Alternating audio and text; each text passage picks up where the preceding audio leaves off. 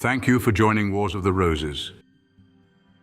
As we continue with Part 2, Introductory, Book 1, Post-Christian Literature of the Jews, from the Doctrine and Literature of the Kabalah by Arthur Edward Waite. Book 1, Post-Christian Literature of the Jews. Argument. The literature of Kabbalism has a philosophical, historical, and within certain limits, an exegetical interest for ordinary students. But it has a living interest only for those who believe A, that a secret religious tradition has been perpetuated from the early ages of history, and B, that Kabbalistic literature has been one of its vehicles. Such persons are here termed occult students.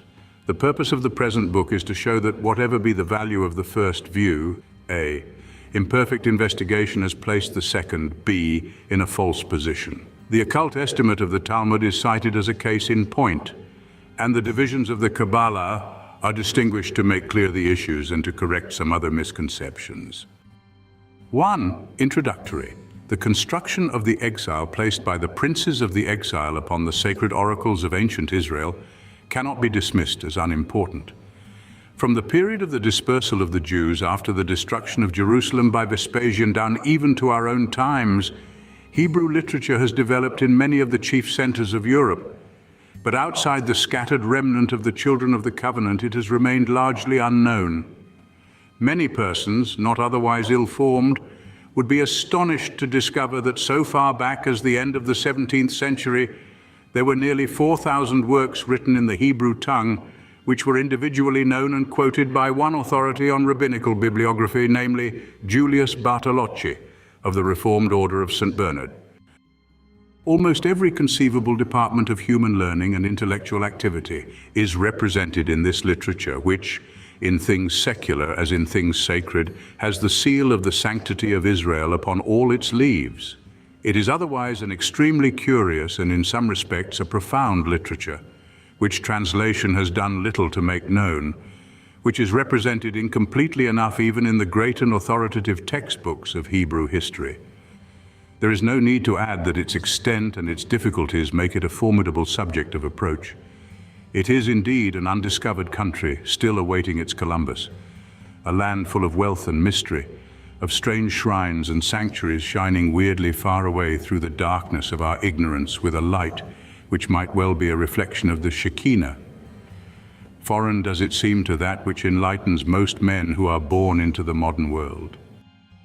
Within this literature there is, so to speak, another and stranger literature included, the report of which has been amongst us for several centuries, and in a certain way and measure it must be admitted that it is known to some of us, chiefly because it has been made available by the fathers of bibliographical erudition, the Latin-writing scholars of the past.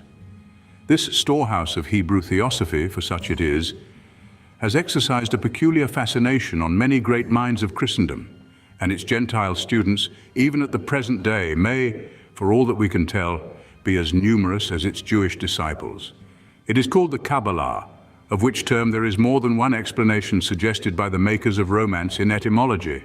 For example, the word has been derived from the name of the Hindu teacher Kapila, to whom a philosophy of numbers is ascribed, seemingly on the slender ground that one branch of Kabbalistic literature also deals largely with this subject. Another equally fanciful suggestion makes the term an analogue of Cybele, the mythological queen of heaven, who is thus connected with the Jewish personification of wisdom under a female aspect.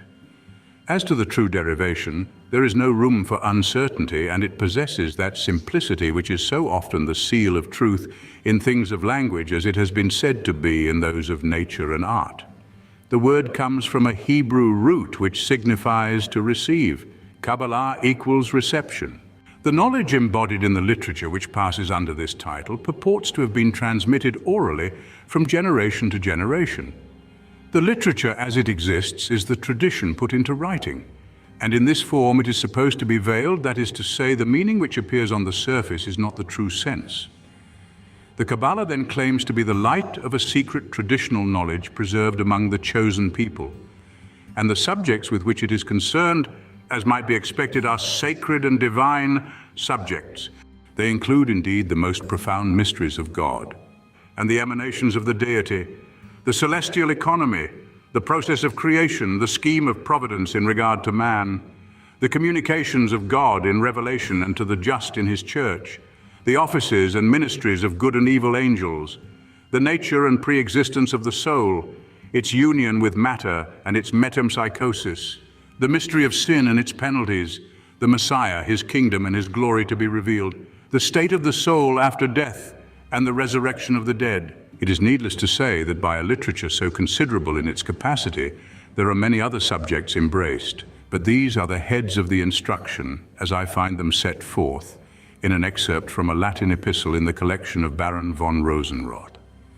The Kabalah, in a word, is the hidden thought of Israel upon the doctrines of the Jewish religion, which are in most cases Christian doctrines, and upon the proper understanding of that written word, which is referred to a divine origin both in Christendom and Jewry. It is therefore obvious that in a general sense it may be expected to cast light of some kind upon the problems of Christian faith. But its Christian expounders have held that it does this also in a more special way, that the New Testament and the writings of the early fathers of the Church did not only derive from the inspired memorials of the first covenant, but from the construction placed on those memorials by this esoteric tradition. According to the literature which embodies it, the tradition in question originated with God himself, by whom it was communicated to chosen ministers in the angelical world, and it was imparted by divine revelation to Adam in his unfallen state. When he lapsed from that pure condition, he lost this precious deposit, but it was subsequently restored to him in order that he might return towards perfection. It was handed down through Noah to Abraham and thence derived to Moses. It is the concealed sense of the Mosaic Pentateuch, the secret of which was entrusted by the lawgiver to the 70 elders.